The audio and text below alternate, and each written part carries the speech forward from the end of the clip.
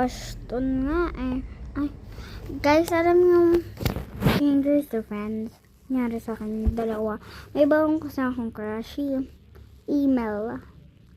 Tapos si Ashton dati kong crush. Si Email, ganyan lang kung hinahog ko. Tapos sinasulat niya dun na I love you, Irish. Sabi mo! Kinilig ako, big. Kinilig ako. Saya siya naman. Sabi niya, heart. Pero maliit lang yan.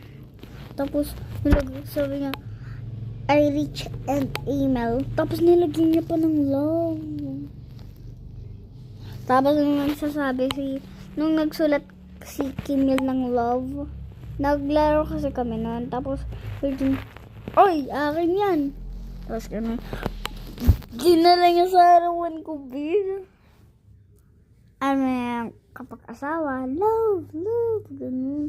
Yung type ko kasi guys, yung parang maputi, yung smart, tapos yung slim ba. At gusto ko yung hindi mababagsak. Ano naman, yung dati kong crush, baksak. Hindi pa marunong magbasa, mag-spelling. Alam niya lang, galslawan.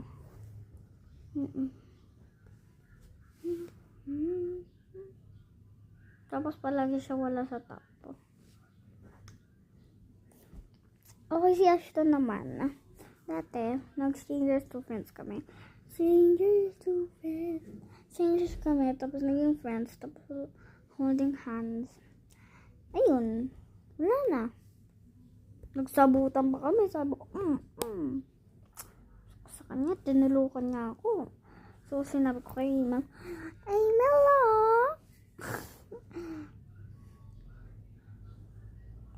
Nakakainis yun. Yung ulo ko sa kanya. Alam mo, parang nanay, yung masungit, ganun yung ulo ko. Parang nagbaburn na siya. Oo nga. So, yun lang, bye. Bye, guys. Welcome to Fit. Huh? Great to, diba?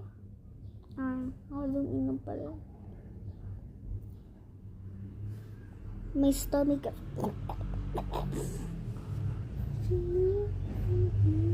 Anak to ako eh. Pero kunyari na, may anak ako. Kalong naman, Nag-adopted ako. Sige, Mel. And bye guys. Welcome to Footline. Bye guys. And bye cutie. Bye feet.